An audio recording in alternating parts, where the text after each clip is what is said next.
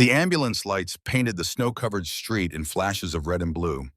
Winter had descended upon the small neighborhood on the outskirts of New York City, transforming the modest homes into gingerbread houses dusted with powdered sugar.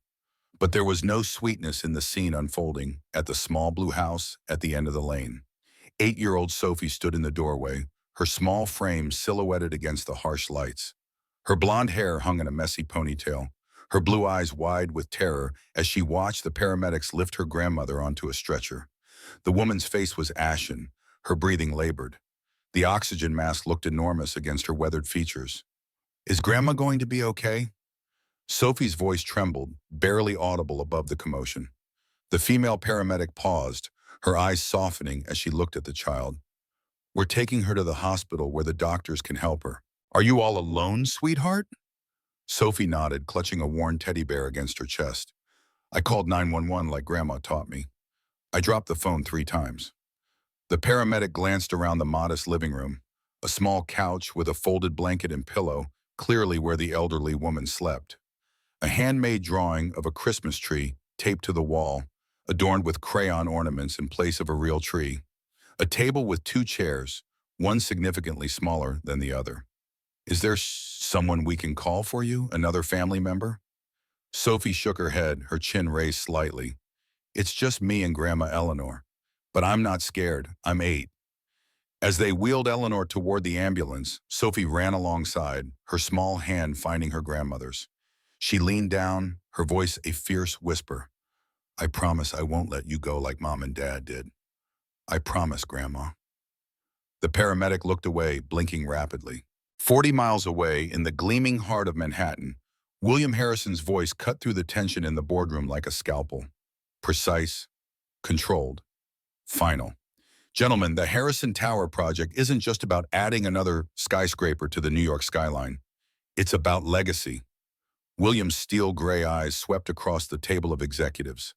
At 58, he commanded the room with the ease of someone who had spent decades perfecting the art.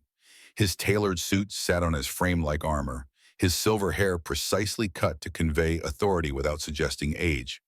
The presentation screen behind him displayed a 3-dimensional rendering of a sleek glass tower that would dwarf the surrounding buildings. $300 million in investment now returns as $1 billion in 5 years. The board expects nothing less. A phone vibrated in his pocket. William ignored it. The display flashed Westfield Academy before going dark. The 3rd call in an hour. Clare Bennett, his executive assistant, sat to his right, her elegant fingers typing rapidly on a slim laptop. At 38, she was striking rather than traditionally beautiful, her dark hair pulled back in a severe style that accentuated her sharp cheekbones. She glanced at William's phone, then at his face, her expression unreadable. "Mr. Reynolds has concerns about the environmental impact study," she murmured, her voice low and efficient. William nodded slightly. "The study costs us $8 million, Reynolds. Consider it investment in prevention rather than later litigation. Any other concerns?" His tone made it clear that there shouldn't be. The meeting continued, numbers and projections flowing like currency. Through the floor-to-ceiling windows, Manhattan sprawled at his feet, a kingdom of glass and steel. William's reflection stared back at him from the window, successful, powerful, respected. Yet his eyes held something the others in the room couldn't see. An emptiness, a hollowness that all his buildings and billions couldn't fill. The phone buzzed again. This time, William turned it off completely. The classroom at St. Andrew's Academy echoed with the controlled chaos of children preparing for lunch.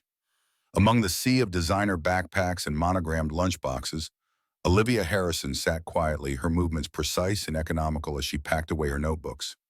Unlike the other children, who bubbled with energy and noise, Olivia carried herself with a peculiar dignity that made her seem older than her 8 years. A small hand appeared at the edge of her desk, placing a paper crane next to her pencil case. Olivia looked up to see Sophie smiling at her, the gap where her front tooth should be giving her an impish appearance, completely at odds with her threadbare clothes. "I made it during math," Sophie whispered. "Mrs. Peterson didn't see."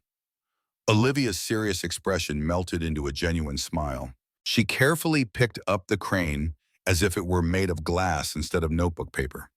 "It's perfect, Sophie." The 2 girls walked together to the cafeteria, an unlikely pair that drew curious glances. Olivia in her pristine uniform, Sophie in the same clothes she seemed to wear each week, carefully washed but showing wear at the edges. They sat together at the end of a long table, a private island in the sea of chattering students. "Why does your grandmother sleep on the couch so you can have the bed?" Olivia asked, opening her carefully packed lunch of organic fruits and sandwiches cut into perfect triangles. Sophie unwrapped a simple peanut butter sandwich from wax paper. "Because that's what love is. Grandma says when you love someone, you give them the best of what you have, even if it's not much." She took a bite, speaking through a mouthful. "She says love is bigger than space." Olivia contemplated this as she nibbled her sandwich. Her family's penthouse had 6 bedrooms, and yet sometimes she felt the echoing emptiness of every square foot. "Is your dad still working late every night?" Sophie asked, her eyes sympathetic. Olivia nodded. "Claire says he's very important and busy people can't always come home for dinner." "Who's Claire again?" "Dad's assistant. She helps with everything. She stays for dinner most nights now." Olivia pushed her fruit around with a fork. "She's nice, I guess. She always smiles at Dad." "But does she smile at you?" Sophie asked, her gaze unexpectedly shrewd. "My grandma says you should watch how people treat others when they don't need something from them. That shows who they really are." Olivia didn't answer, but her silence spoke volumes. Outside the school gates, a sleek black car waited while other parents hugged their children. The driver nodded respectfully as Olivia approached, opening the door with practiced precision. "Your father is concluding a meeting, Miss Harrison. He sends his apologies." Olivia's face revealed nothing as she climbed into the leather interior. But Sophie, watching from the school steps, saw the slight drop of her friend's shoulders. It was a movement Sophie recognized all too well, the physical manifestation of disappointment becoming so familiar it no longer registered as pain, just a dull, expected ache. The Harrison penthouse occupied the top 2 floors of one of Manhattan's most exclusive addresses. Floor-to-ceiling windows offered panoramic views of Central Park, the city sprawling beyond like a personal fiefdom. The interior was a showcase of restrained wealth, museum-quality art, furniture selected by renowned designers, spaces that looked perfect but untouched, as if waiting for life to begin. Claire moved through the kitchen with practiced ease, arranging dinner on hand-painted plates. Her laughter floated through the space as she described a client's reaction to William's latest proposal. "The man actually gasped, Olivia. Your father commands rooms like a conductor with an orchestra." Her smile dazzled, perfect white teeth against red lipstick. "I made your favorite tonight, pasta with the special sauce." Olivia sat at the kitchen island, her homework spread before her. "Thank you, Claire." William entered, loosening his tie. "Market closed strong today. The Tokyo investors are on board." He kissed the top of Olivia's head, absently, his mind clearly elsewhere. "Did the school call today?" "I had several missed calls." "Parent-teacher conferences next week," Claire answered smoothly. "I've already added it to your calendar for Thursday. Don't worry, I'll handle it if anything comes up." William nodded, the matter settled. "Something smells delicious." "Claire made my favorite," Olivia said, looking up from her math worksheet. "That's because Claire knows what my favorite girl deserves." William squeezed Olivia's shoulder, his affection genuine but fleeting. When William stepped away to take a call, Claire's demeanor shifted subtly. The warmth in her eyes cooled as she looked at Olivia, her movements becoming sharp and efficient rather than fluid. She leaned closer to the child, her voice dropping to a whisper. "That girl Sophie who follows you around, she's not really the kind of friend you should have, Olivia. Think about what your father would want for you." Olivia's pencil stopped moving. "Sophie is my best friend. Sweetie, there are girls from good families at St. Andrews. Girls whose parents your father does business with." Claire's voice remained silky, but her eyes hardened. "Not charity cases with questionable backgrounds."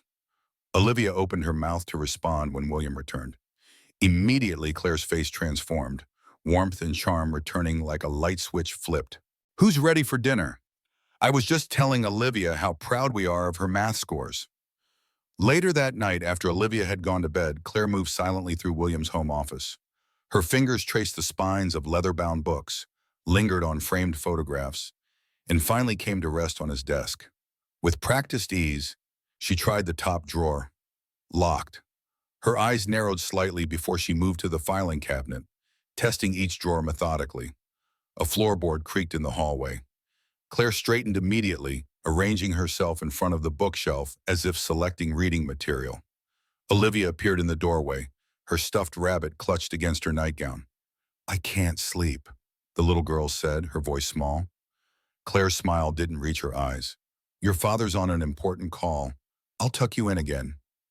Olivia hesitated, looking past Claire to the desk, noting the slightly open drawer. "What were you doing in Dad's office?" "Looking for a document he needs for tomorrow." Claire ushered Olivia out, her hand firm on the child's shoulder. Big girls need their sleep, especially when they have friends like Sophie to keep up with tomorrow. Olivia didn't miss the edge in Claire's voice when she said Sophie's name. The hospital corridor smelled of antiseptic and fear. Sophie sat in a chair too large for her frame, her legs swinging slightly, not quite reaching the floor. Through the partially open door, she could see Eleanor's form on the bed, small beneath the blankets, tubes connecting her to machines that beeped steadily. Sophie read aloud from a worn copy of The Secret Garden, her voice clear and confident despite stumbling over certain words. She'd been reading the same book to her grandmother for 3 nights now, during the hours between school and when the nurses gently suggested she should go home. The social worker arranged for a neighbor to stay with her at night. "If you look the right way, you can see that the whole world is a garden," Sophie read, her finger tracing beneath each word. She looked up when she sensed a presence beside her. Dr. Stevens, a man with kind eyes and silver at his temples, stood watching. "You read beautifully, Sophie." "Grandma taught me when I was 4. She says books take you places, even when you can't afford to travel." The doctor nodded, then glanced toward Eleanor's room. "Could we talk for a minute? Grown-up talk?" Sophie carefully marked her page and followed him a few steps away. She recognized the expression on his face, the same careful neutrality the doctors had warned before telling her about her parents' accident. "Your grandmother's heart isn't working as well as it should," Dr. Stevens explained, crouching to her level. "She needs surgery, but—" He hesitated. "We don't have insurance," Sophie finished for him, her voice matter-of-fact. "Or money." Surprise flickered across the doctor's face.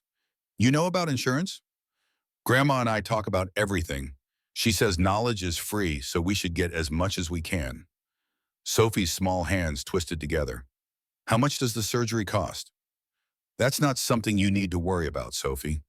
"Please tell me. I'm 8, but I understand numbers." Dr. Stevens sighed. "Around $50,000. Sophie nodded, absorbing this impossible sum without flinching. "Thank you for being honest with me."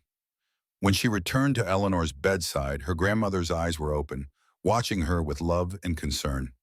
"What did the doctor say, Sunshine?" Eleanor's voice was weak but warm. Sophie smiled brightly, taking her grandmother's hand. "He said you're doing better today, and the nurses love having me read to you." She didn't mention the surgery or the cost. Instead, she opened the book again and continued reading, her voice steady and clear in the sterile room. The next day, during lunch period, Olivia found Sophie sitting alone beneath a tree in the schoolyard, scribbling intently in a small notebook. "What are you doing?" Olivia asked, sitting beside her friend. Sophie quickly closed the notebook. "Nothing, just ideas." Olivia caught a glimpse of numbers and the word surgery before the notebook disappeared into Sophie's backpack. "Is it about your grandma? Is she okay?" Sophie's usual smile faltered. "She's sick. Her heart needs fixing." She looked away, blinking rapidly. "But it's okay, I'm figuring it out." Olivia was quiet for a moment, then reached for her friend's hand. "Sophie, would you like to come to my house for Christmas dinner? It's next week." Sophie's eyes widened. "Your house? The big one your driver takes you to?" "The penthouse, yes. We have a huge tree and decorations everywhere. Dad always makes this special pudding that was my mom's recipe." Olivia's voice grew animated. "You and your grandmother could both come." "Really? Your dad wouldn't mind?" "I'll ask him tonight, I promise." Later that evening, Olivia approached William in his home office.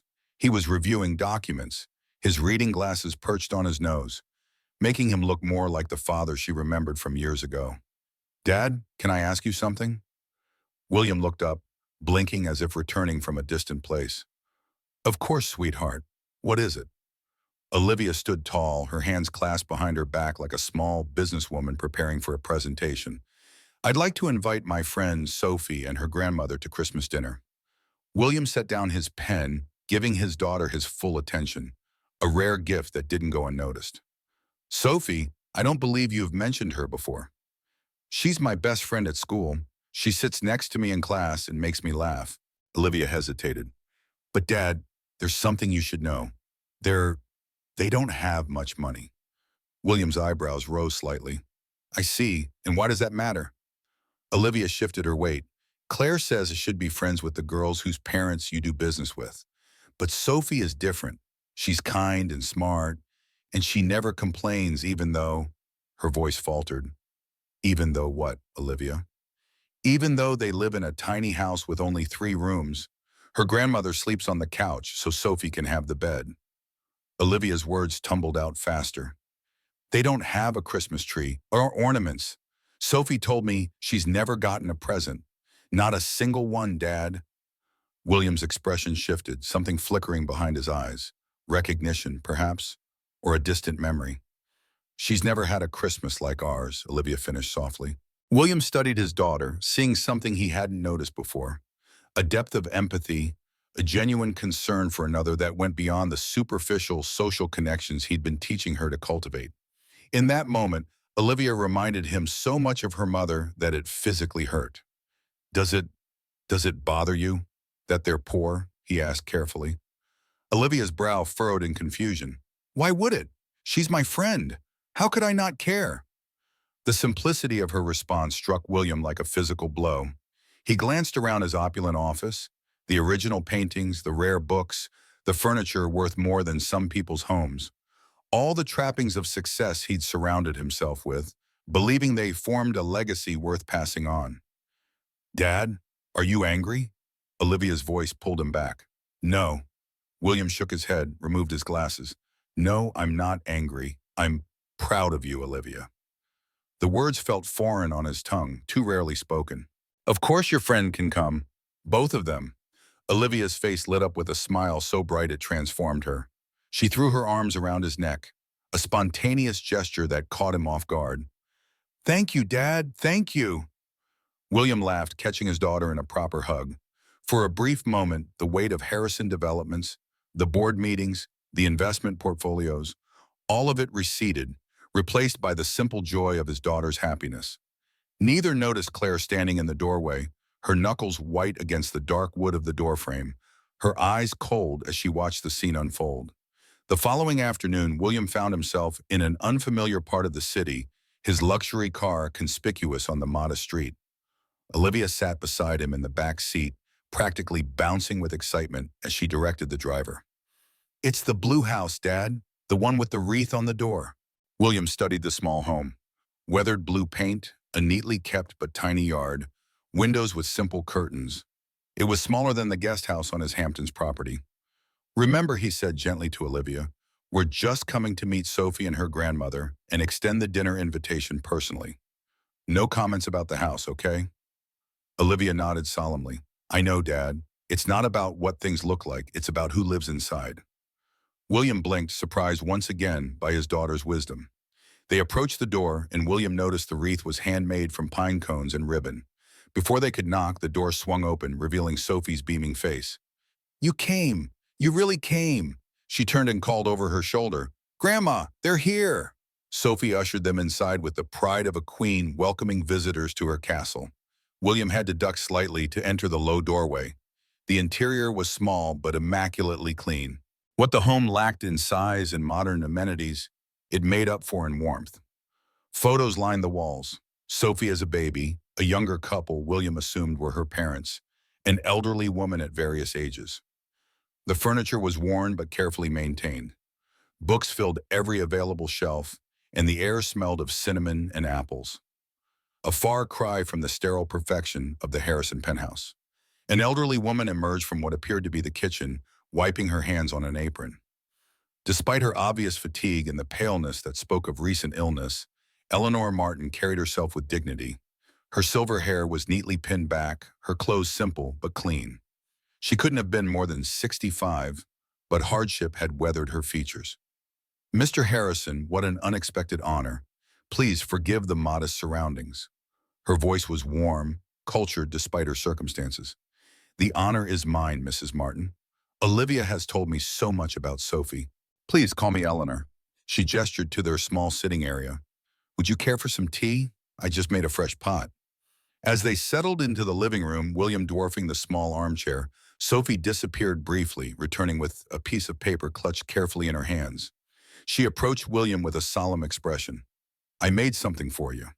She extended the paper with both hands, a formal presentation. I didn't have money to buy a real present, so I drew this. William accepted the offering. It was a crayon drawing, clearly created with painstaking attentions to detail. In the center stood three figures holding hands, a small blonde girl in a red dress, another slightly taller girl in a pink dress, and a tall man in a blue shirt. At the top, written in careful, if somewhat crooked letters, Merry Christmas, Olivia's family. Around the figures, Sophie had drawn yellow stars, white snowflakes, red hearts, and a green Christmas tree with colorful ornaments. Every element had been rendered with extraordinary care, the crayon applied in deliberate, even strokes without rushing. I made it for you, Sophie repeated, watching his face anxiously. I hope you like it. I know it's not very good. The people aren't the right size. It's hard to make them the same. William studied the drawing, something catching in his throat. It's beautiful, Sophie. Thank you. Really? Her eyes widened in disbelief. But isn't it too crooked? It's perfect, William assured her, surprising himself with the emotion in his voice. You know what? I'm going to put it on the refrigerator at home. That way everyone who comes into the kitchen will see it. You will? Sophie's eyes grew even wider, a smile breaking across her face.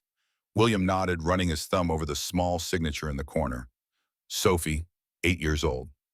Simple, honest, genuine. So different from the contracts and proposals that usually pass through his hands. As Sophie showed Olivia her small collection of books, William and Eleanor spoke quietly. Sophie tells me you have been ill recently, William said, his tone respectful rather than pitying. Eleanor nodded slightly. Just a small setback. Nothing to worry about. Sophie mentioned you were in the hospital. A flicker of surprise crossed Eleanor's face.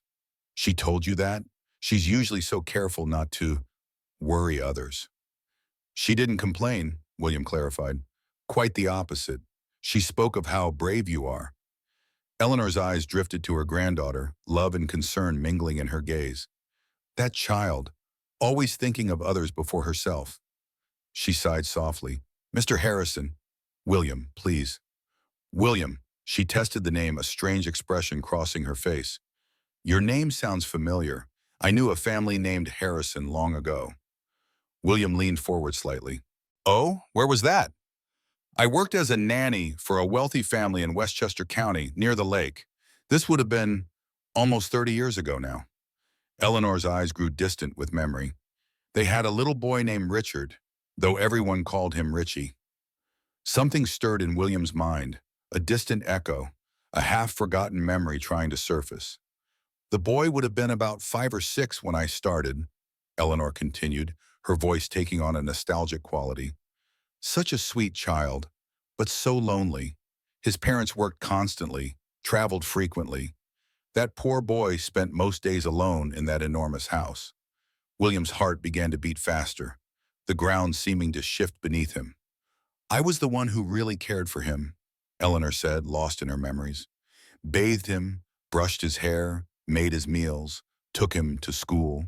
And at night, when he couldn't sleep because he was frightened or lonely, I would sit at the edge of his bed, hold his little hand, and tell him stories until he fell asleep. Tears formed in William's eyes. He remembered those hands, that soft voice. Eleanor. His voice came out rough. Do you remember the family's last name? She looked at him, her eyes slowly widening with recognition. Harrison. Richard William Harrison. Absolute silence fell between them. The world seemed to stop. That boy. William could barely speak. That was me. Eleanor covered her mouth, taking a step back. Her legs trembled. My God, my little Richie? Yes. The tears streamed freely down William's face now. I remember you. I remember you smelled like cinnamon. I remember you singing me to sleep. I remember you drying my tears when I was alone. Oh my God, Eleanor shook her head in disbelief, moving closer to study his face. The eyes. You still have those same eyes. I looked for you, William said, his voice breaking, when I grew older. But you had disappeared. No one knew where you'd gone. They fired me without warning, Eleanor explained, her own tears falling now. Said they no longer needed a nanny. I was never allowed to return. I never saw you again. I missed you so much. And I you, my boy. William didn't think, he simply acted. He stepped forward and embraced her. It was a desperate hug, filled with decades of longing. Eleanor felt small and frail in his arms now, so different from the strong woman who had once seemed to fill his childhood world. But William still felt that same comfort, that same warmth. You were the only person who showed me real affection back then, William confessed, his voice thick with emotion. The only one who made me feel like I mattered. I loved you as if you were my own, Eleanor whispered against his shoulder. You were more a son to me than your father ever allowed himself to be. And they remained locked in their embrace, letting decades of pain and separation dissolve between them. Sophie and Olivia watched from across the room, holding hands, sensing the importance of the moment without fully understanding its meaning. When they finally separated, Eleanor held William's face between her palms, studying him as if seeing a miracle. You've grown into such a handsome man, so different from the little boy I knew. And you're still the same wonderful person. William smiled through his tears. You still have that kindness in your eyes. As they sat together on the creaking sofa, William noticed every detail of the modest home with new eyes, especially Eleanor's hands, calloused and marked with burns, her fingers swollen from years of hard work. You still work? He asked gently. Eleanor nodded, following his gaze to her hands. I sell homemade cakes and pastries. It supports us. And where do you sell them? From home mostly. I bake early in the morning. Sophie helps me package them when she returns from school. She smiled fondly. I take orders from neighbors, small parties. It's not much, but it covers the essentials. Sophie's school supplies, food, utilities. I help with the frosting, Sophie chimed in from across the room. Grandma teaches me how to make different colors. She's my little assistant chef, Eleanor said affectionately. I don't know what I'd do without her. William looked at her worn hands again, hands that had once held his when he was a child, hands that had wiped away his tears, hands that now worked until they bled to care for another child. Something broke inside him, a dam of emotion he'd constructed over decades of focusing on wealth and status while neglecting what truly mattered. In that moment, in that small blue house, surrounded by genuine warmth instead of expensive emptiness, William Harrison, one of New York's most powerful businessmen, found himself face to face with the reality of what he had become and what he had forgotten. And he silently vowed that things would change. The Harrison penthouse transformed for Christmas Eve. Silver and gold decorations adorned a 12-foot Fraser fir, professionally arranged with twinkling lights, casting a warm glow across the living room. The scent of pine mingled with savory aromas from the kitchen, where caterers worked silently preparing a feast worthy of a magazine spread. William adjusted his watch, surveying the immaculate space. The table set with baccarat crystal and antique silver. Hand-painted plates from a Parisian boutique, cream-colored napkins embroidered with the Harrison monogram. Everything perfect, measured, controlled. Just like the life he had crafted so meticulously. A life that now felt like an elaborate stage set after his encounter with Eleanor and Sophie. The doorbell chimed precisely at 6 o'clock. William moved to answer it himself, waving off the housekeeper who appeared from the service area. Eleanor and Sophie stood in the hallway, momentarily dwarfed by the grandeur around them. Eleanor wore a simple blue dress, clearly her finest, with a cardigan draped over her shoulders. Sophie's blonde hair had been carefully braided, tied with a ribbon that matched her red dress, likely sewn by Eleanor herself. Welcome, William said, his voice warm with genuine pleasure. Please come in. Sophie stepped across the threshold with wide eyes, taking in the soaring ceilings, the wall of windows showcasing the Manhattan skyline, the massive Christmas tree glittering with ornaments. It looks like a castle from a fairy tale, she whispered, clutching a carefully wrapped package to her chest. Olivia appeared, rushing toward her friend with uncharacteristic abandon. You came. Come see the tree. Dad let me put the star on top this year.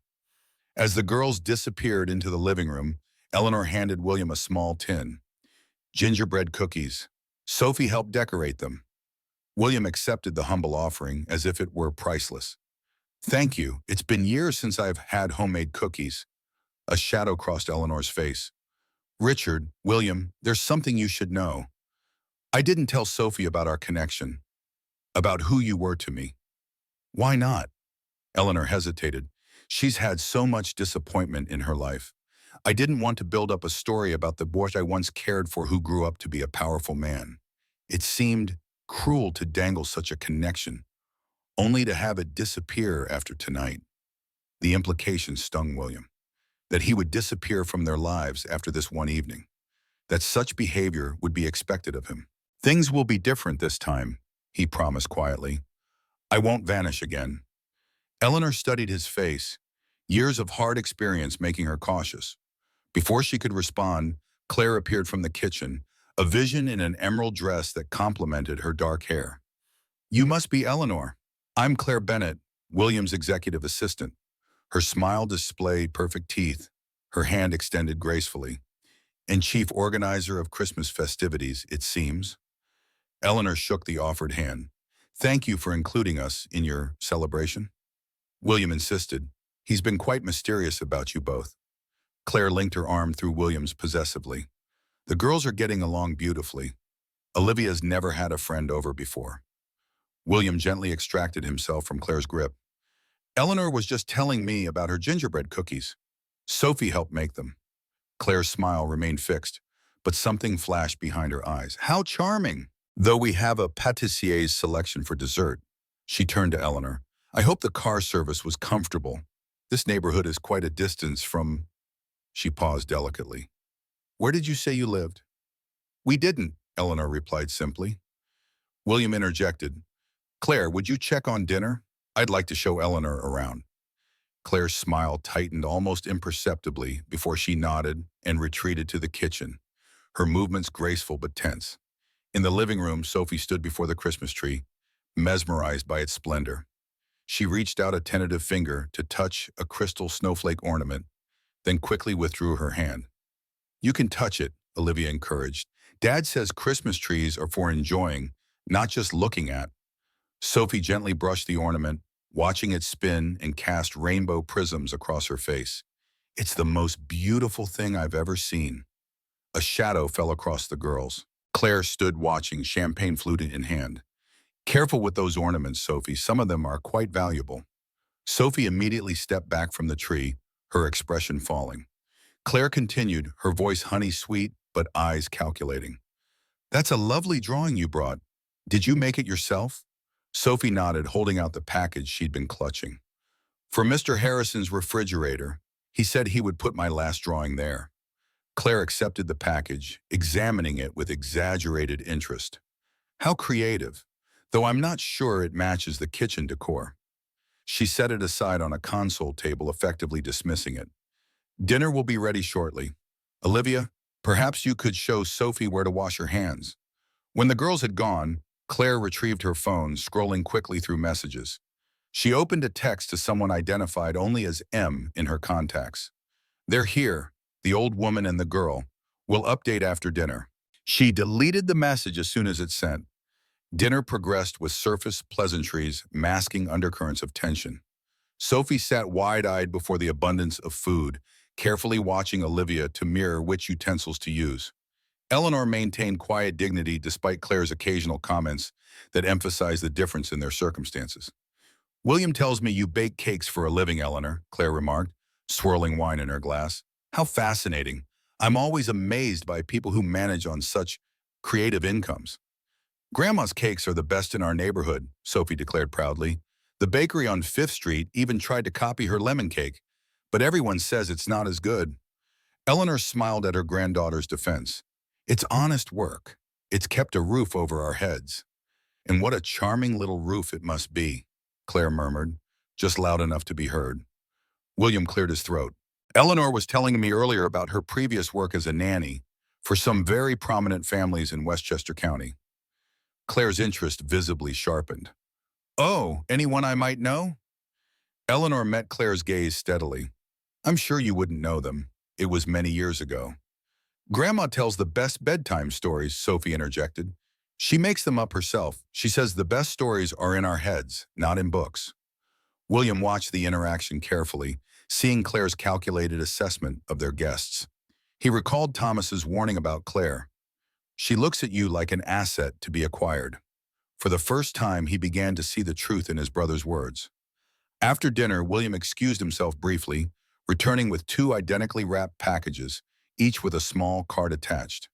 I believe Santa came early this year, he announced, placing one gift before each girl. Olivia's eyes lit up with surprise. Her father rarely gave her presents himself, usually delegating the task to his assistant or housekeeper. Sophie stared at the package in front of her, then at Olivia, confusion evident. Is this for me too? She asked uncertainly. William nodded, smiling. Of course it is. But I only brought the drawing. Sophie's voice trembled slightly. It's not fair. Your drawing is the best present I could have received, William assured her. Now it's your turn. Olivia tore into her gift with enthusiasm, while Sophie opened hers with painful care, preserving the paper and ribbon as if they were treasures themselves. Inside each box lay a handcrafted doll.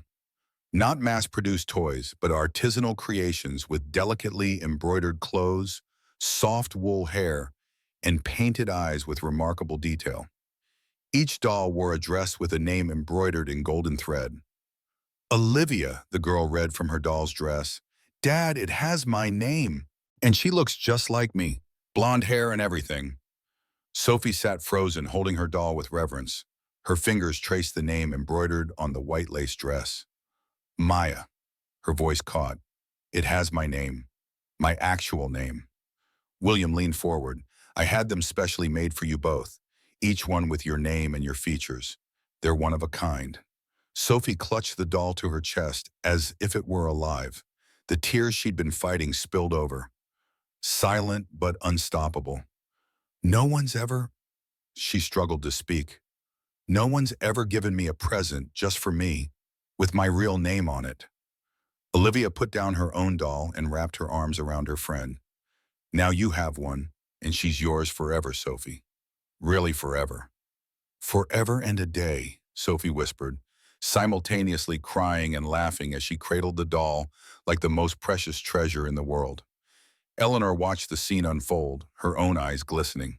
Claire stood slightly apart, her expression unreadable, as she observed William's interaction with the girls.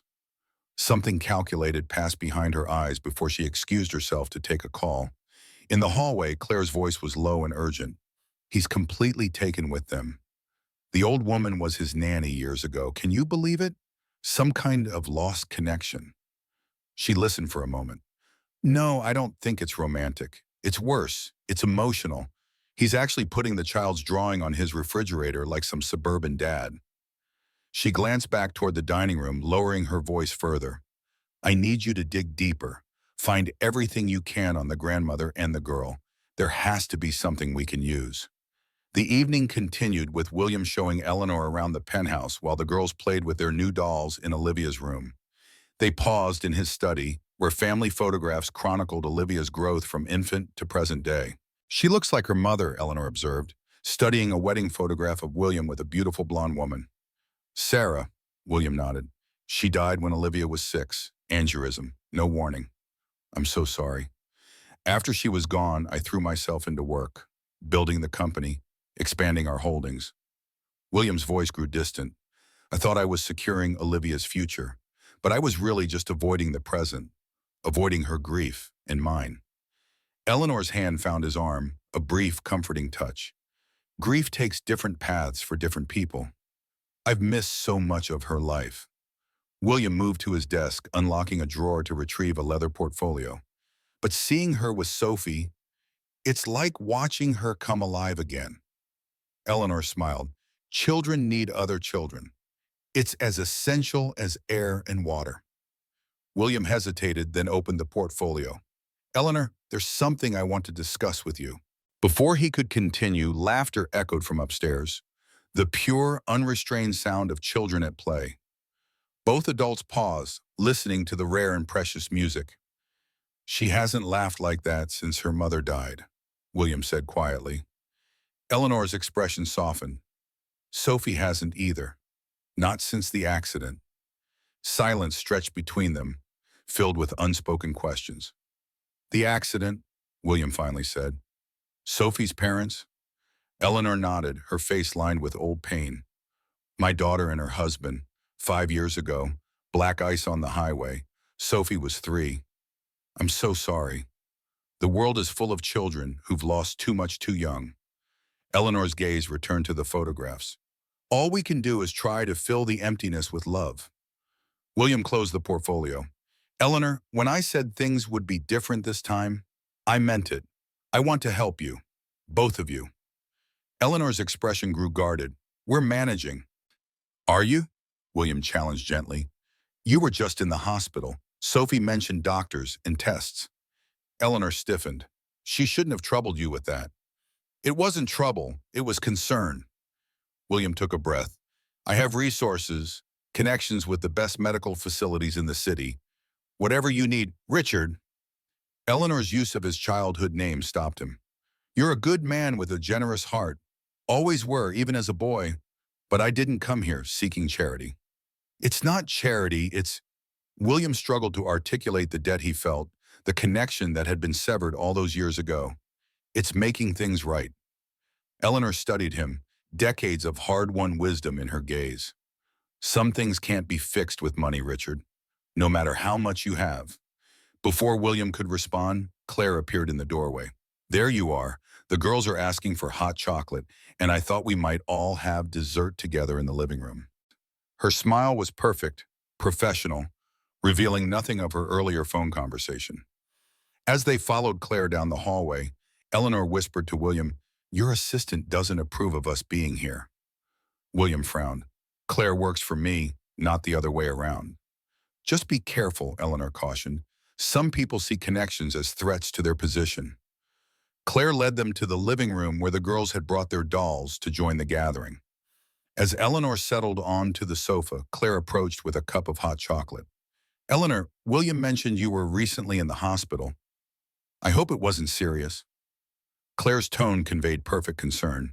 Eleanor accepted the cup with a nod of thanks. Just a minor issue. At your age, no health issue is truly minor, Clare pressed, especially when you are responsible for a child.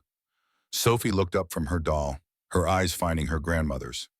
A silent communication passed between them. Grandma is fine, Sophie stated firmly. The doctors said she just needed rest. Clare smiled down at the child. Of course, though, if there's ever anything William can do to help, you must say so.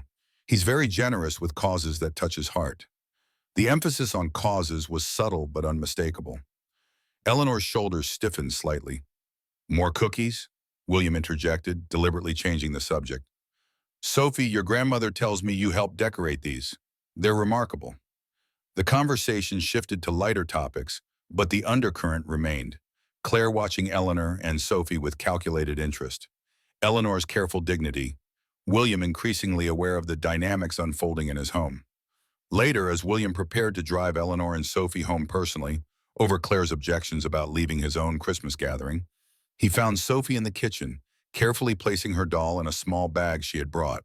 You're taking good care of her, William observed, nodding toward the doll. Sophie looked up with solemn eyes. I've never had something this special before. I want to make sure she's safe. What did you name her? Hope. Sophie stroked the doll's blonde hair. Because that's what I felt when I got her. William crouched to her level, struck by the wisdom in her young face. That's a beautiful name. Mr. Harrison? Sophie's voice dropped to a near whisper. Can I ask you something important?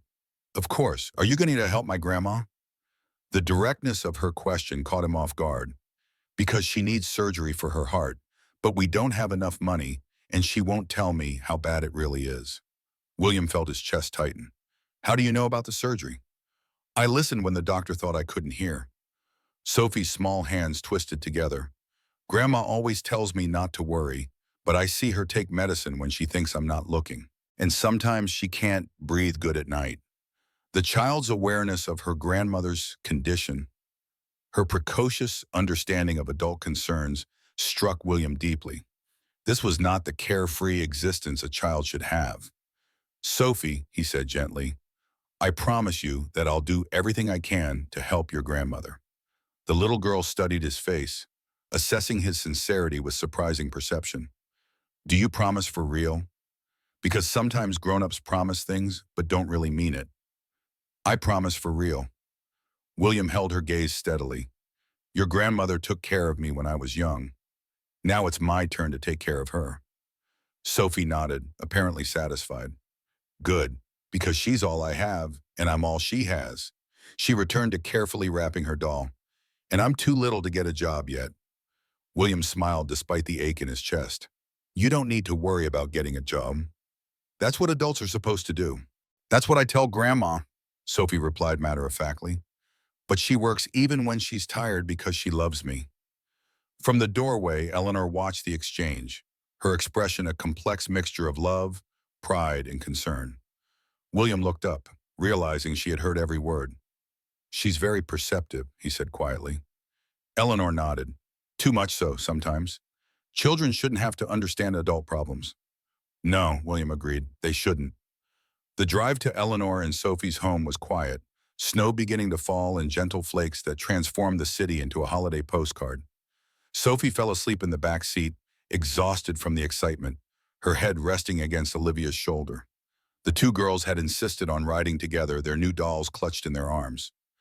They look like sisters, Eleanor observed softly. William glanced in the rearview mirror, struck by the truth of her observation. Despite their different circumstances, the girls shared a bond that transcended their brief acquaintance.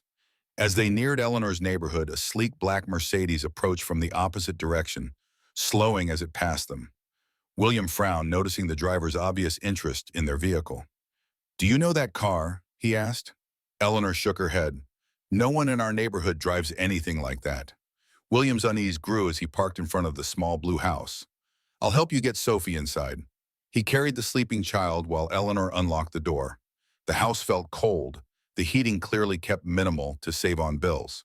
William gently placed Sophie on her bed while Eleanor covered her with blankets. The girl didn't wake, only clutching her doll closer. In the small living room, William noticed Eleanor moving stiffly, one hand pressed against her side. You're in pain, he observed. Just tired. She attempted a smile that didn't reach her eyes. It was a wonderful evening, Richard. Thank you for everything. William took a seat on the worn sofa, gesturing for Eleanor to join him. Sophie told me about your heart, about the surgery you need. Eleanor's face fell. That child. She worries too much. With good reason, it seems. Eleanor sighed, resignation replacing denial. The doctors discovered a tumor during my hospital stay. They ran tests. It's not good. William felt his heart constrict. Have you started treatment? Eleanor looked away. Treatment requires money, Richard. Money for specialists, for procedures, for medications. My little cake business barely covers our basic needs. Then let me help, William urged. I have connections with the best medical facilities in the city, the best oncologists. Whatever you need, I can't accept that kind of charity. Eleanor's voice was firm despite her evident fatigue.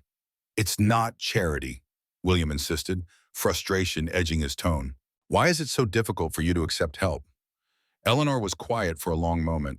When she spoke, her voice carried the weight of a lifetime of self-reliance. Because I've spent my entire life caring for others, Richard. First other people's children, then my own daughter, now Sophie. I've never asked for help. I've never expected it. Her eyes met his, pride and vulnerability mingling. Accepting help means admitting I can't provide for Sophie on my own, that I might fail her when she needs me most. Eleanor, William's voice gentled, letting others help isn't failure. It's wisdom. She smiled faintly. Perhaps, but it's hard to unlearn the lessons of a lifetime. William leaned forward, his expression earnest. Let me ask you this. If our situations were reversed, if it were me needing help and you had the resources, what would you do? Eleanor didn't hesitate. I would help you in any way I could. Then allow me the same grace. William reached into his jacket, withdrawing the leather portfolio he'd begun to show her earlier. I've already spoken with Dr. Landon at Memorial Sloan Kettering. He's the best oncologist on the East Coast. He's expecting your call tomorrow morning. Eleanor stared at him, shock evident on her face. You already arranged this? Without asking me? I arranged for the possibility, William clarified. The choice is still yours. But Sophie needs you, Eleanor, and you need proper medical care. Eleanor's eyes filled with tears, years of pent-up worry and fear finally breaking through her careful composure. Even with treatment, there are no guarantees, Richard, and if the worst happens— She couldn't finish the sentence. If the worst happens, William said gently, Sophie will not be alone. I promise you that. Eleanor looked at him sharply. What does that mean exactly? William opened the portfolio, revealing documents inside. I've had my legal team draft preliminary guardianship papers. If something happens to you, I would ensure Sophie is cared for. She and Olivia have already formed a bond. She would have a home with us. Eleanor's hand flew to her mouth, a sob escaping despite her efforts to contain it. You would do that? Take responsibility for a child who isn't yours? You did, William reminded her softly. For me, for countless other children in your care. You gave love without reservation, asked nothing in return. He reached for her hand. Let me repay a fraction of that debt. Eleanor's composure finally broke. She wept openly, years of stoic endurance giving way to the relief of knowing her granddaughter would be safe, whatever happened. Thank you, she whispered between tears. Thank you, my boy. They sat together on the small porch, snow continuing to fall outside, transforming the humble yard into something magical. Inside, Sophie slept peacefully, her doll named Hope clutched in her arms. For the first time in years, the weight of uncertainty about her future had lifted slightly from the small blue house. Neither noticed the black Mercedes parked at the end of the street, its driver watching the house with calculated interest. The following morning, Claire sat in her sleek downtown apartment, her laptop open to a series of files labeled Harrison Acquisitions. The apartment reflected her personality, modern, expensive, meticulously ordered. No personal photographs adorned the walls, no mementos of a life beyond professional ambition. A sharp knock interrupted her work. She closed the laptop before answering the door, revealing a man in his early 40s, handsome in a conventional way, with cold eyes that assessed everything for value and vulnerability. You're late, Martin, Claire said by way of greeting. The man entered, removing expensive leather gloves. Traffic. Half the city's leaving for holiday destinations. He surveyed the apartment with practiced efficiency. So what's this emergency that couldn't wait until after Christmas? Claire retrieved a folder from her desk. William Harrison spent Christmas Eve with a former nanny and her granddaughter, a woman named Eleanor Martin, and a child called Sophie. Martin raised an eyebrow. And this concerns our plans. How, exactly? He's having legal documents drawn up. Claire's voice tightened with controlled anger. Guardianship papers for the child. Medical arrangements for the grandmother at Sloan Kettering. He's becoming emotionally attached. Ah, Martin nodded slowly, understanding dawning. And emotional attachments complicate clean acquisitions. Precisely. Claire handed him the folder. I need everything you can find on Eleanor Martin and Sophie Wilson. Birth certificates, social security numbers, financial records, medical history, especially anything concerning the child's parents and their deaths. Martin flipped through the sparse information Claire had already gathered. What exactly are you looking for? Claire's eyes hardened. Leverage, inconsistencies, anything that suggests this convenient reunion isn't as innocent as it appears. You think they're running a con on Harrison? Martin sounded skeptical. The grandmother's health issues seem genuine, the child too young to be part of a scam. Perhaps, Claire paced the immaculate living room. Or perhaps not. It's too convenient. This poor, saintly woman from William's past reappearing with a photogenic orphan just as he's revising his will and reorganizing his corporate structure. Martin studied her with new interest. He's revising his will? Claire nodded. I saw the correspondence with his estate attorney. He's making significant changes. In whose favor? That, Claire said coldly, is what we need to determine, and quickly. The Harrison Industries merger is scheduled to close next quarter. I won't let some sentimental connection to a former nanny derail 5 years of careful planning. Martin replaced the documents in the folder. I'll have preliminary information by tomorrow. Full background within the week. Good. Claire moved to her desk, writing out a check. The usual retainer, plus a holiday bonus for your discretion. As she handed him the check, Martin caught her wrist, his grip firm. Remember our arrangement, Claire. When the merger closes and Harrison Industries is absorbed, my percentage doesn't change regardless of what complications arise. Claire extracted her arm from his grasp, her smile cold and professional. Of course, we're partners in this, Martin. Equal beneficiaries when William Harrison signs over control of his empire.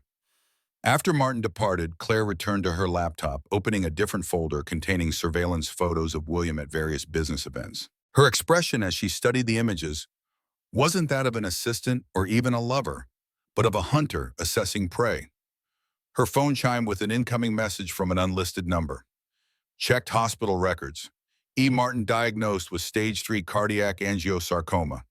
Terminal without immediate intervention. Child has no other living relatives according to social services. Will continue investigating custody situation. M. Claire's lips curved into a satisfied smile. Terminal illness. No other relatives. The situation couldn't have been more perfect if she'd orchestrated it herself. She typed a response. Focus on the child's legal status. Find any irregularities in the guardianship, and check Eleanor Martin's employment history with the Harrison family. Dates, circumstances of departure, etc. Claire closed her laptop, moving to the window that overlooked the city. Snow continued to fall, coating Manhattan in pristine white that concealed the grime beneath. Her reflection stared back at her. Beautiful, poised, determined. 5 years she'd spent positioning herself in William Harrison's life and business. 5 years of calculated efficiency, of becoming indispensable, of learning every detail of his empire. The merger she'd subtly engineered would consolidate Harrison Industries with its largest competitor, diluting William's control while appearing to strengthen the company's market position. And in the aftermath, Claire Bennett, whose real name appeared on no public record, would emerge with controlling interest in assets worth billions, leaving William with prestigious titles but diminished power. A perfect, bloodless corporate assassination. Now this unexpected emotional connection threatened everything. William Harrison, rediscovering sentiment and family bonds just months before the crucial shareholders' vote. Claire touched the cold window glass, her reflection fragmenting against the snow beyond. Too late, William, she murmured. You chose the wrong Christmas to find your heart. The day after Christmas, William sat in his home office, phone pressed to his ear, as he spoke with Dr. Landon from Sloan Kettering. And you're certain about the diagnosis? William's face was grave as he made notes. What's the prognosis with immediate treatment? He listened intently. And without treatment? The answer made him close his eyes briefly. Schedule everything she needs. Money is no object. William's voice was firm. Yes, I understand patient confidentiality. She'll call you herself. He ended the call, sitting motionless for several moments. A soft knock at the door broke his reverie. Olivia stood in the doorway, still in pajamas despite the late morning hour. Dad, is Sophie's grandma going to be okay? William beckoned his daughter closer, pulling her into a gentle embrace. The doctors are going to do everything they can to help her. Olivia looked up at him, her eyes serious beyond her years. But she might die anyway, like Mom did. The blunt assessment caught William off guard. Children's perception often cut through adult evasions to the heart of truth. Yes, he acknowledged gently. She might. The doctors will try very hard, but her heart is very sick. Olivia processed this information with solemn consideration. If that happens, what will happen to Sophie? William studied his daughter, weighing how much to share. Would it bother you if Sophie came to live with us, if that became necessary? Olivia's eyes widened. Live with us? Like a sister? Something like that, yes. A slow smile spread across Olivia's face. I've always wanted a sister. Her expression clouded suddenly. But that would mean her grandma died. I don't want that to happen. William hugged his daughter closer. Neither do I, sweetheart. We're going to do everything possible to help Eleanor get better. But I wanted you to know that no matter what happens, Sophie won't be alone. Olivia nodded against his chest. Good, because she's already family. She just doesn't live here yet. The simple certainty of his daughter's statement struck William deeply. Out of the mouths of babes came wisdom adults often struggled to grasp. His phone rang again, his brother Thomas. I should take this, sweetheart. Why don't you go get dressed? We'll have breakfast together. Olivia nodded, squeezing him once more before slipping away. William answered the call, his voice warming. Thomas, Merry Christmas.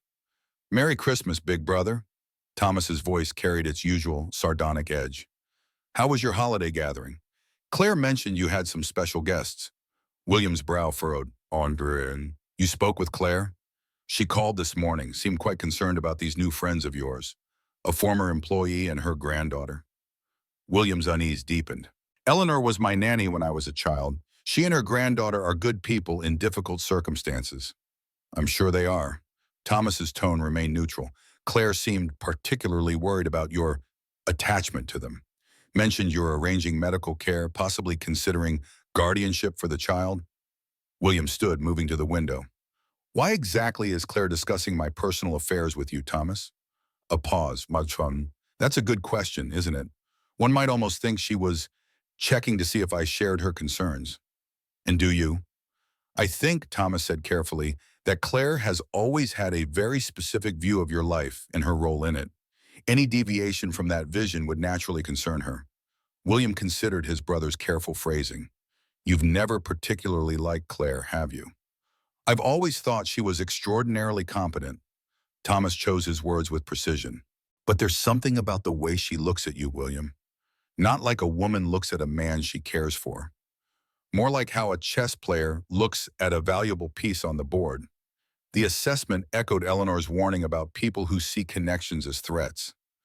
William frowned, recalling other small moments. Claire's subtle dismissal of Sophie's drawing, her careful probing about Eleanor's past, the calculating assessment in her eyes when she thought no one was watching. Thomas, what do you know about Claire's background? Before she came to work for me? Officially? Wharton MBA. Stellar recommendations from Blackstone Group. Impeccable references. Thomas paused. But when I ran an unofficial background check last year. You did what? William interrupted, genuinely surprised. Call it brotherly concern. Something about her never quite added up. Thomas's voice lowered. The references checked out superficially. But when I dug deeper, trying to find family connections, early education records, there were inconsistencies. Nothing definitive, just gaps where a normal life history should be. William absorbed this, mind racing. Why didn't you tell me this before? Would you have listened? Thomas asked bluntly. She's been your right hand for 5 years, William. You trust her with everything from your schedule to your investment portfolio. And correct me if I'm wrong, occasionally your bed. William didn't deny it. His relationship with Claire had always remained carefully undefined, professional with occasional personal boundaries crossed, but never formalized or publicly acknowledged. Look, Thomas continued, I may be overreacting, but the timing of her call, her questions about your will and estate planning, it raised flags. Be careful, brother, especially with these new people you seem to care about. After ending the call, William sat at his desk, mind working through implications and possibilities. Could he have misjudged Claire so completely? Was his trusted assistant probing his brother for information about his personal affairs? And if so, to what end? His computer chimed with an incoming email. Claire informing him she'd rescheduled tomorrow's meetings to accommodate his personal situation. The message was perfectly professional, helpful as always. Nothing to indicate anything beyond a competent assistant adjusting to her employer's needs. Yet a seed of doubt had been planted.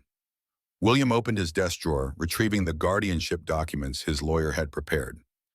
Papers that would ensure Sophie's security if the worst happened to Eleanor. Documents he hadn't mentioned to anyone except his attorney and Eleanor herself. Yet somehow Claire knew about them. William's phone rang again. Eleanor's number. He answered immediately. Eleanor, is everything all right?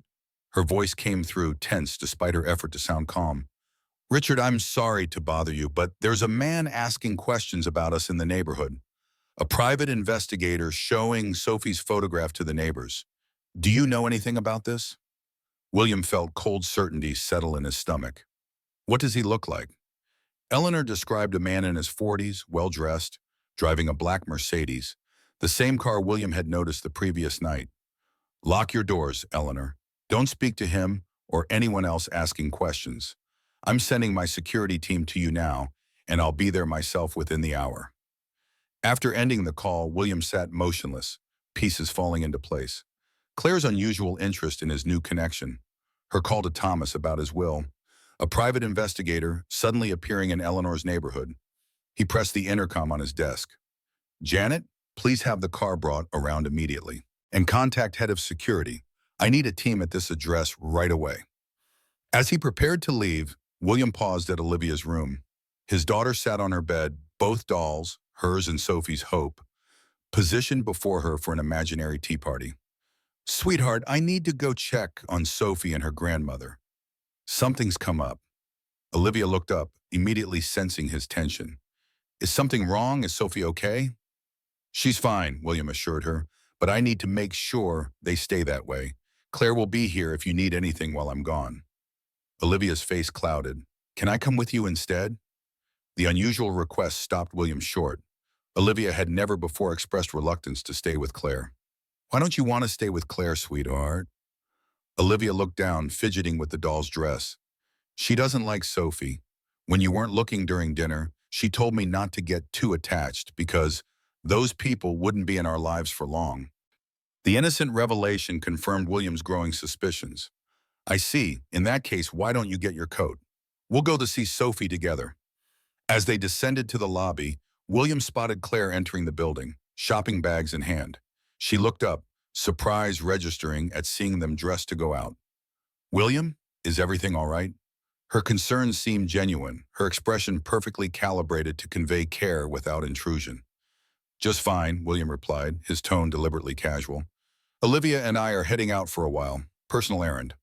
Claire's smile remained fixed, but something shifted behind her eyes. Calculation, reassessment. Of course, shall I come along to help? The streets will be busy with post-Christmas shoppers. No need, William placed a protective hand on Olivia's shoulder. This is a father-daughter outing. I see. Claire's gaze lingered on Olivia, who pressed closer to her father's side. Well, enjoy yourselves. I'll prepare those board meeting notes for your review later. As they stepped outside to the waiting car, Olivia looked up at her father. Dad? You looked at Claire differently just now. William helped his daughter into the car before responding. Sometimes, sweetheart, we don't really see people clearly until something makes us look more carefully. As the car pulled away, William glanced back to see Claire watching from the lobby, phone already pressed to her ear, her expression no longer maintaining its usual mask of pleasant efficiency. For the first time in 5 years, William saw not his trusted assistant, but a stranger whose true intentions remained hidden behind a perfect professional facade. A woman who had positioned herself at the center of his business and personal life. A woman now apparently investigating the people he had unexpectedly come to care about. The question was why, and what she intended to do with whatever information she uncovered. The Blacktown car sped through Manhattan's snow-covered streets, wipers battling the increasing snowfall. William's face was grim as he spoke into his phone, voice low to avoid alarming Olivia, who sat beside him, clutching both dolls, her own and Sophie's Hope. I need a full background check on Claire Bennett, employment history, education records, previous addresses, everything. He listened briefly. Yes, I understand it's the day after Christmas. This is priority one, and I need it yesterday. He ended the call, jaw tight. Olivia watched her father with solemn eyes. Is Claire a bad person, Dad? William chose his words carefully. I'm not sure yet, sweetheart, but she may not be who she's pretended to be. Like in the movies when someone wears a mask? Something like that. William squeezed her hand. What else did Claire say to you about Sophie? Olivia's brow furrowed in concentration. She said Sophie and her grandma probably want our money. That poor people always want what rich people have. She looked up at her father. But Sophie never asked for anything. She was happy just to get a doll. You're right, William nodded. And that's what makes Sophie special. The car turned onto Eleanor Street, immediately encountering William's security team. Two discreet black SUVs positioned near the small blue house. His security chief Jackson approached as they parked. "Mr. Harrison, we've secured the perimeter.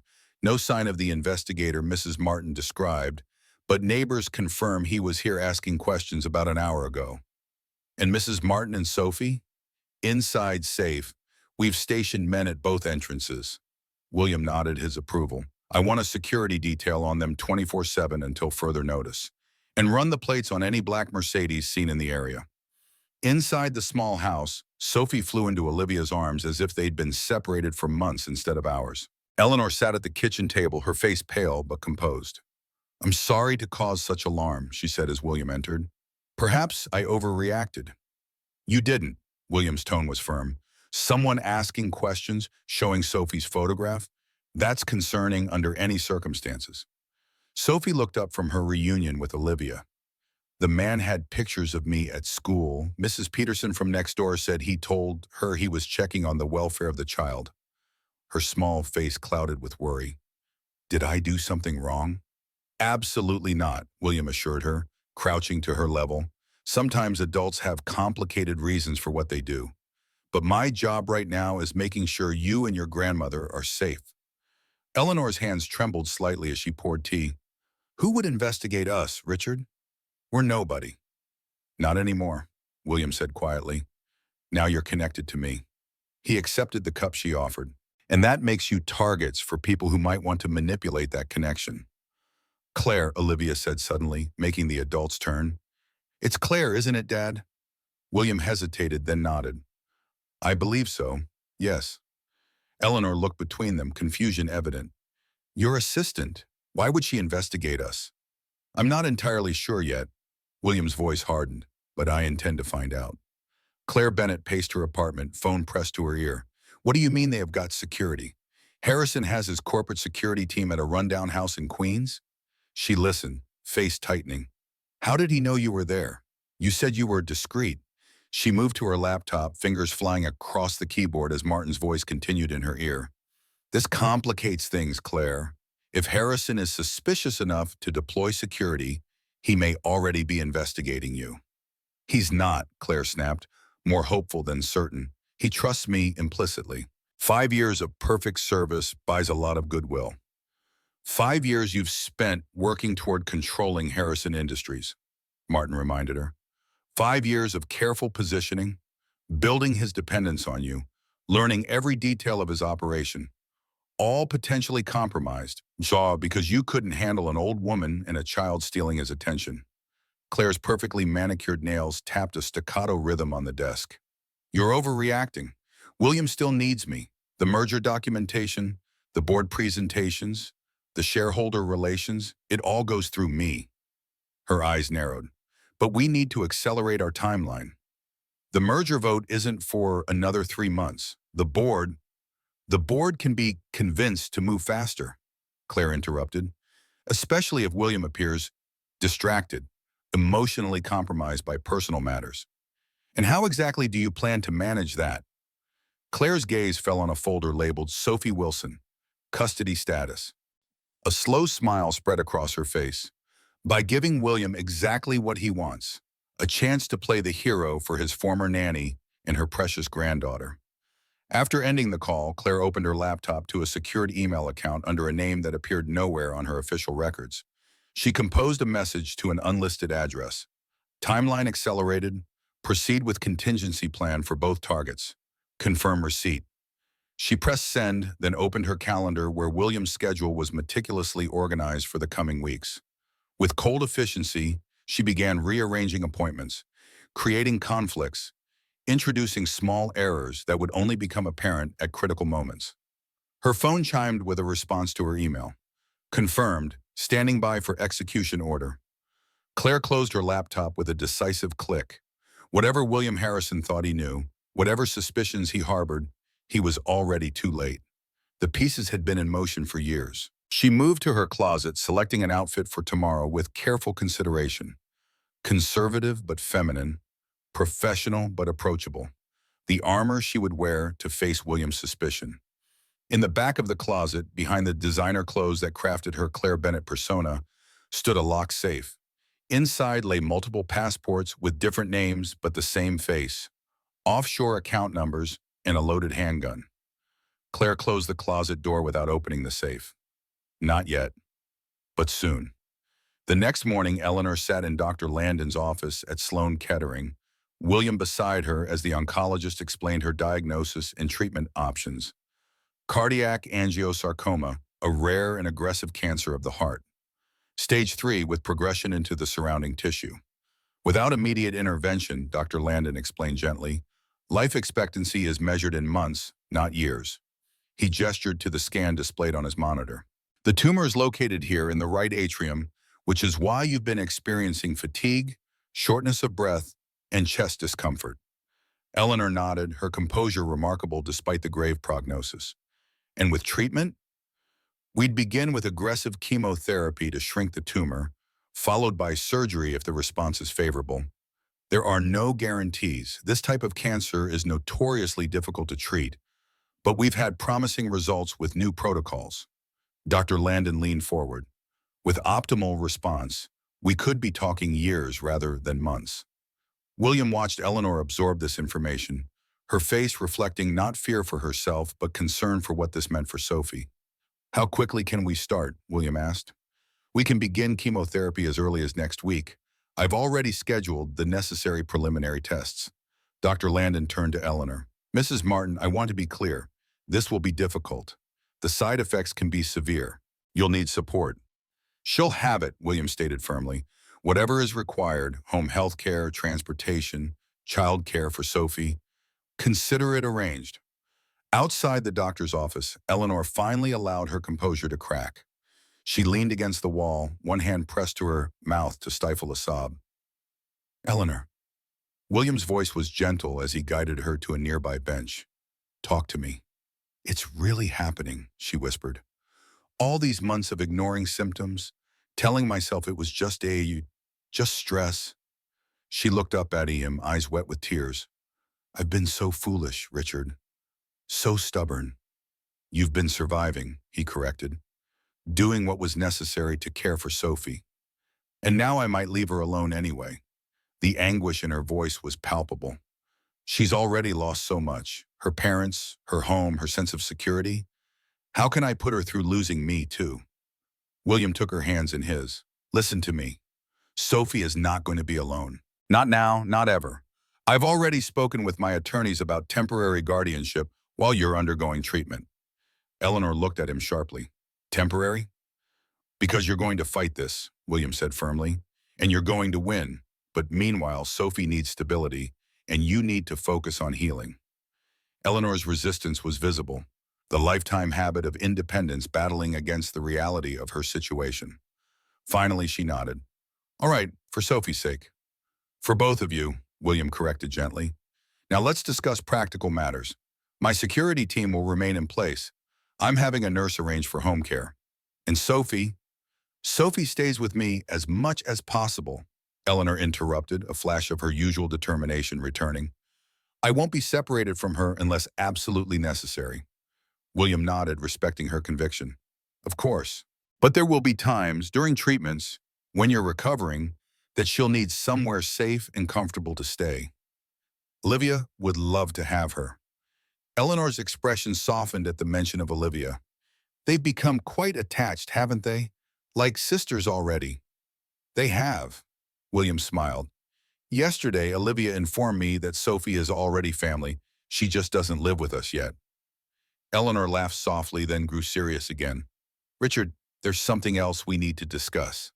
This man who is asking questions, if he's connected to your assistant, as you suspect, what does that mean? What is she after? William's expression darkened. I'm still piecing that together. Claire has been integral to my business operations for 5 years. She has access to sensitive information, corporate strategy, investment details, and personal matters. Increasingly so. William's jaw tightened. After Sarah died, Claire gradually assumed many household responsibilities. Schedule management for Olivia, social arrangements. She's made herself indispensable. Eleanor studied him carefully. And is she more than an assistant to you, Richard? The directness of the question caught him off guard. William hesitated before answering truthfully.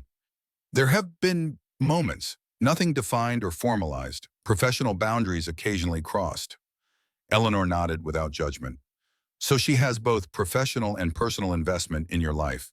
And now suddenly there's a former nanny with a convenient granddaughter appearing from the pound, disrupting that carefully constructed arrangement. You make it sound calculated. From what you've described, everything about this woman is calculated. Eleanor's perception cut through William's lingering disbelief. Think like the businessman you are, Richard. If Claire has spent years positioning herself in your life, your company, possibly even your future, then Sophie and I represent an unpredictable variable in her equation. The clarity of this assessment struck William forcefully. He had built an empire by recognizing patterns, anticipating moves in the corporate chess game, yet he had missed the most dangerous player, the one sitting at his right hand for 5 years. I have calls to make, he said, standing abruptly. Security adjustments, legal considerations. I should... Richard, Eleanor's voice stopped him. Be careful. If Claire is what we suspect, confronting her directly could be dangerous. For all of us. William nodded grimly. I know. Which is why I need to be strategic about this. Play her game, but better. The girls sat cross-legged on the floor of Olivia's bedroom, their dolls positioned between them. 3 days had passed since the doctor's appointment. Eleanor had begun preliminary testing at the hospital, with Sophie staying at the Harrison penthouse during the longer procedures. And then Hope and Olivia discovered the secret door behind the bookcase, Sophie narrated, moving her doll dramatically. It led to a magical forest where everything was made of candy. Olivia moved her own doll, joining the story. But they had to be careful because the candy trees had eyes that watched everyone who entered the forest. The girls' imaginative play continued, weaving increasingly elaborate tales about their dolls' adventures. Outside the partially open door, William paused to listen, struck by the transformation in his daughter.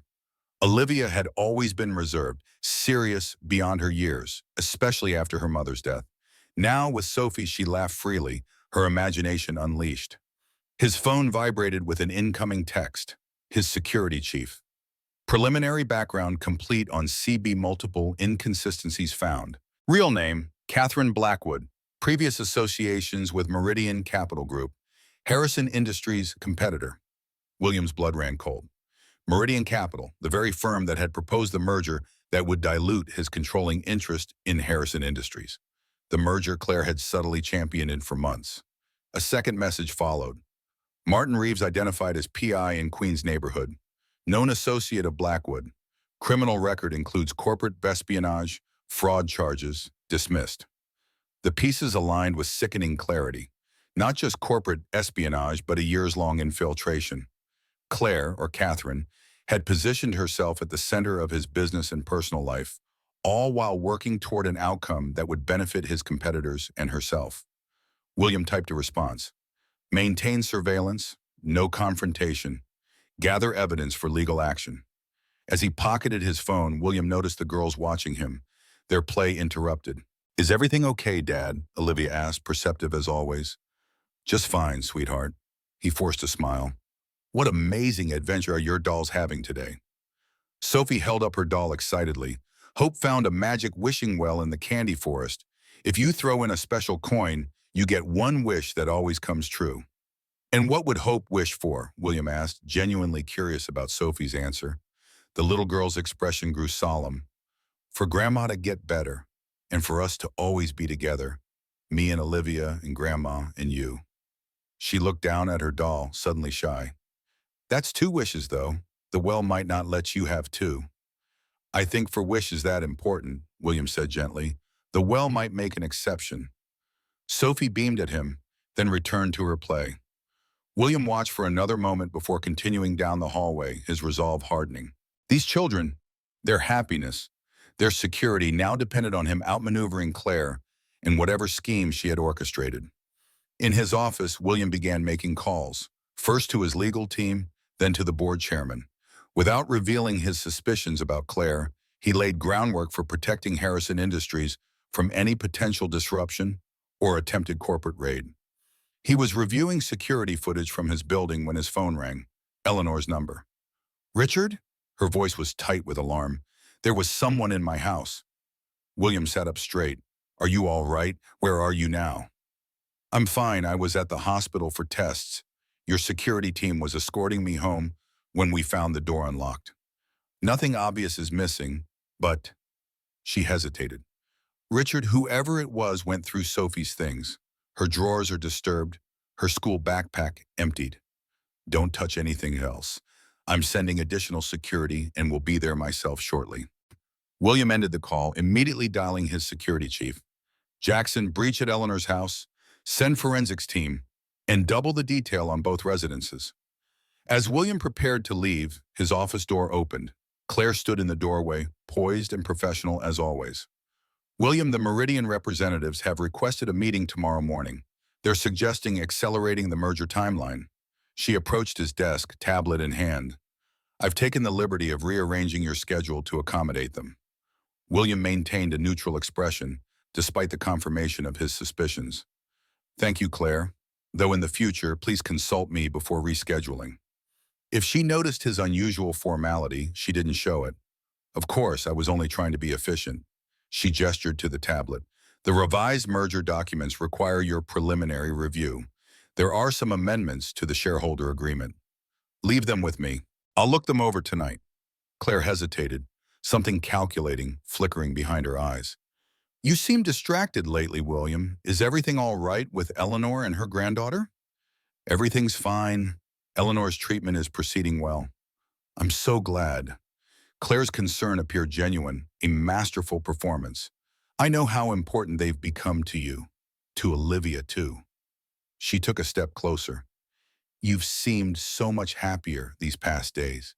It's good to see you finding connection again." After Sarah, the mention of his late wife from Claire's lips sent a chill through William. Had she always manipulated him this way, using personal tragedy to forge false intimacy? "Yes, well," he stood abruptly. "I need to head out. Eleanor's had a small issue at her home." Claire's expression sharpened with interest. "What kind of issue?" "Nothing serious, likely a faulty lock." The lie came easily, survival instinct kicking in. "Olivia and Sophie are upstairs playing. Would you mind checking on them occasionally?" "Of course not," Claire smiled. "They're precious together, like sisters already." William gathered his coat, careful to maintain his casual demeanor despite every instinct screaming danger. As he reached the door, Claire called after him. "William, be careful out there. The weather report mentioned black ice on the roads." Her smile remained perfect, concerned.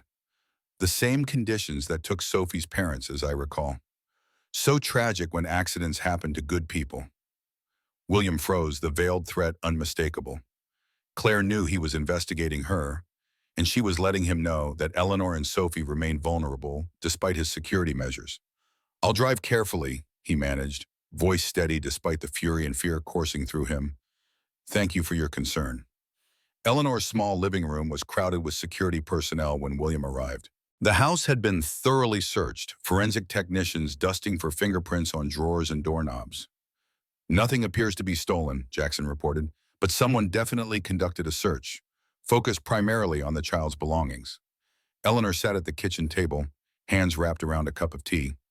They went through her school notebooks, her little keepsake box, even the pockets of her coats. "Looking for something specific," William mused. "But what?" "I may know." Eleanor rose slowly, moving to a cabinet in the corner. "Sophie keeps a small album of family photographs, pictures of her parents, some older photos of my daughter as a child." She opened the cabinet, reaching for a worn blue album. "It's gone." William exchanged glances with Jackson. "Family photographs. Why would those be valuable?" Eleanor looked troubled. "Perhaps not the photographs themselves, but the information they contain. Names, faces, connections, documentation of Sophie's family history." William's mind raced ahead. "Proof of her identity, her relationship to you." "Exactly." Eleanor sank back into her chair. "Richard, I'm frightened. Not just for myself, but for Sophie. This feels targeted." William knelt beside her chair. I promise you, Eleanor, I won't let anything happen to either of you. But I need to ask you something important. Is there anything about Sophie's guardianship, anything at all that could be legally questionable? Eleanor's face paled. What do you mean? I've confirmed that Claire, whose real name is Catherine Blackwood, has connections to Meridian Capital, a firm attempting to take over my company. She's been investigating you both, and now someone has stolen Sophie's family photographs. I need to understand what they might be looking for. Eleanor was silent for a long moment. When she spoke, her voice was barely above a whisper.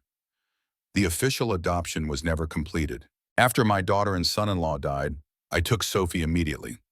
The formal paperwork, there were complications with insurance payments, with the estate. I had temporary guardianship through the courts, but the final adoption hearing was postponed repeatedly. William absorbed this information. So legally, my guardianship could be challenged. Eleanor's hands trembled. I am Sophie's grandmother, her blood relation. But the formal adoption process was never finalized. That's what they're after, William realized. A legal vulnerability they could exploit. A way to threaten Sophie's placement with you, or potentially with me. But why? To what end? William's expression hardened. Leverage. Control. If Catherine, can threaten Sophie's stability, she can manipulate my actions regarding the company merger. He stood abruptly. We need to move quickly. I'm taking you both to my home in the Hamptons tonight. It's secure, isolated, and not publicly associated with me. Eleanor shook her head. My treatments. We'll arrange transportation. It's only an hour from the city by helicopter. William was already texting instructions to his team. Pack essentials for you and Sophie.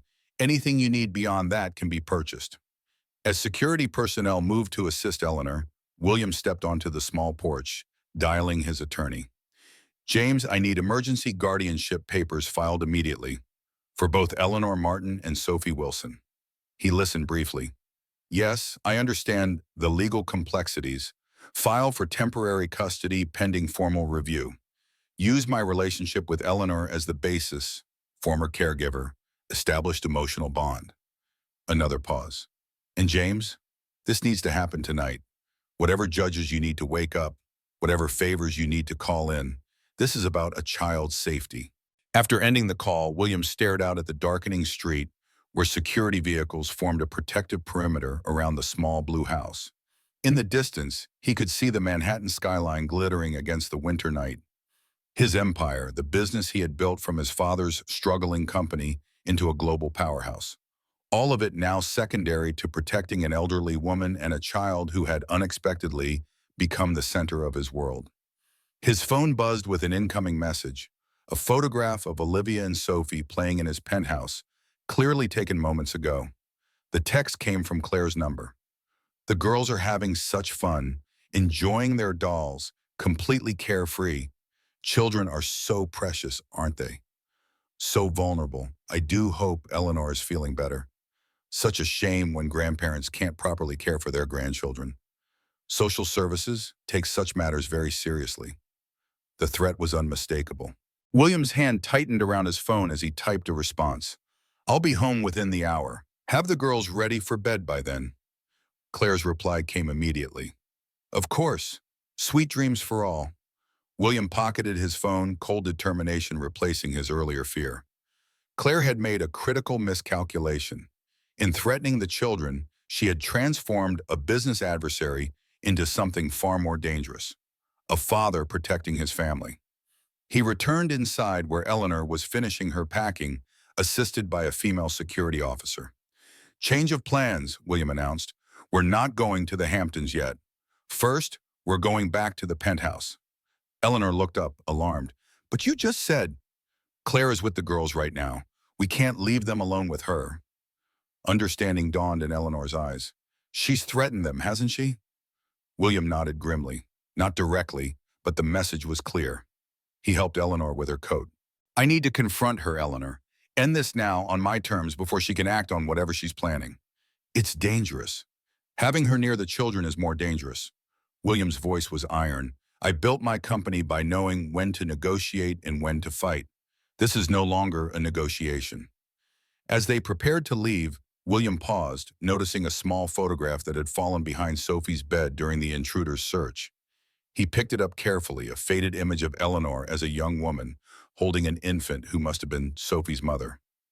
"She missed one," William murmured, handing the photograph to Eleanor. Eleanor clutched it like a talisman. "Small mercies." "We'll recover the rest," William promised, "and Claire will regret ever threatening your family." "Our family," Eleanor corrected quietly. "Isn't that what this has become?" William nodded, the truth of her words settling deep within him. "Yes, our family, and I protect what's mine." As they stepped out into the cold night air, snowflakes beginning to fall once more, William's phone chimed with another text, this one from his brother Thomas. "Emergency board meeting called for tomorrow morning. Claire made the arrangements. Vote on accelerated merger timeline. Whatever you're planning, brother, do it tonight. Tomorrow may be too late." William helped Eleanor into the waiting car, his resolve hardening into certainty. Claire had orchestrated her endgame, moving all the pieces into position. But she had overlooked one critical factor in her calculations. She had threatened the people William Harrison had come to love. And that was a mistake she would not live long enough to regret. The Harrison Industries boardroom hummed with tension as dawn broke over Manhattan. William stood at the head of the table, his security team positioned discreetly near the doors. Board members exchanged uncomfortable glances, sensing the unusual atmosphere. "Gentlemen," William began, his voice steady, "before we vote on the proposed merger acceleration, there's a matter of corporate security we must address." The double doors opened. Claire entered, immaculately dressed in charcoal gray, her professional mask firmly in place. Her confident stride faltered slightly at the sight of the security personnel. "William," she smiled smoothly, "I didn't realize we were having a full security briefing today." "We are," William confirmed, nodding to his security chief who distributed folders to each board member. "These contain evidence of corporate espionage conducted over the past 5 years by an employee of Meridian Capital who infiltrated our organization." Claire's composure slipped for only a moment, her fingers tightening around her tablet. "Catherine Blackwood," William continued, using her real name as he looked directly at her, "has been gathering sensitive information while systematically positioning Harrison Industries for a hostile takeover, culminating in this accelerated merger proposal." The board erupted in shocked murmurs. Claire's face hardened, calculating eyes darting toward exits now blocked by security. "You have no proof," she stated flatly. "We have everything, Catherine. Your real identity, your connections to Meridian, the offshore accounts where your percentage of the takeover would be deposited." William's voice remained calm. "And most damning, your threats against a child to manipulate me." At that moment, Thomas entered with 2 federal agents who moved immediately toward Claire. "Catherine Blackwood," one agent began, "you're under arrest for corporate espionage, identity fraud, breaking and entering, and conspiracy to commit securities fraud." As they led her away, Claire's perfect facade finally cracked. "You built an empire by destroying others, Harrison. I was simply playing by your rules." William approached her, voice low. "The difference, Catherine, is that I never threatened children. That's where you cross the line that can't be uncrossed. The merger is still the right business decision," she hissed as handcuffs were applied. "Perhaps," William conceded, "but it will happen on my terms, not yours." After Claire was escorted out, William faced his stunned board. "Gentlemen, I propose we postpone the merger vote pending a complete security audit. All in favor?" The vote was unanimous. 6 months later, the rose garden of William's Hamptons estate bloomed with summer splendor. Eleanor sat on a cushioned chair beneath a white pergola, a colorful scarf wrapped around her head. Though thinner from the chemotherapy, color had returned to her cheeks, and her eyes held their familiar spark. "Dr. Landon is pleased with your progress," William noted, pouring her tea. He called it remarkable. "He's a good doctor," Eleanor acknowledged, "but I think having something to live for makes all the difference." They both looked toward the lawn where Sophie and Olivia chased butterflies, their laughter carrying on the summer breeze. Both girls wore matching sundresses, their dolls propped against a nearby tree trunk as silent witnesses to their play. "The final adoption papers came through yesterday," William said quietly. "Sophie is legally yours now. No one can ever challenge that again." Tears glistened in Eleanor's eyes. "And the guardianship paperwork?" "Also finalized. If anything happens, Sophie stays with us. But, William squeezed her hand, you're beating this, Eleanor. The tumor is shrinking. You'll be baking cakes and telling stories for many years to come. Eleanor smiled, watching the girls. They truly are sisters now, aren't they? In every way that matters, William agreed. After dinner that evening, as the girls slept upstairs in their adjoining rooms, William and Eleanor sat on the terrace. The merger with Meridian had eventually proceeded, restructured entirely on William's terms, with a detailed ethics covenant and governance reforms that transformed both companies. Harrison Industries is stronger than ever, William remarked, gazing at the stars. But I've realized something important through all this. What's that? Eleanor asked. The company was never my legacy. It was just what I built to fill the emptiness. He turned to her. This family we've created, is my true legacy. In the soft moonlight, the small blue house on the edge of Queens stood empty, a sold sign in the yard. But a few blocks away, a new bakery was being prepared. The sign painter had just finished the gold lettering on the window. Eleanor's Hope, artisanal bakery and cafe. Inside the mansion, on William's desk, sat a framed crayon drawing of three figures holding hands beneath a Christmas tree, preserved under glass like the priceless treasure it was. The first brushstroke of a masterpiece called Family, drawn by a child who had given a lonely billionaire the one thing his money could never buy, a second chance at love.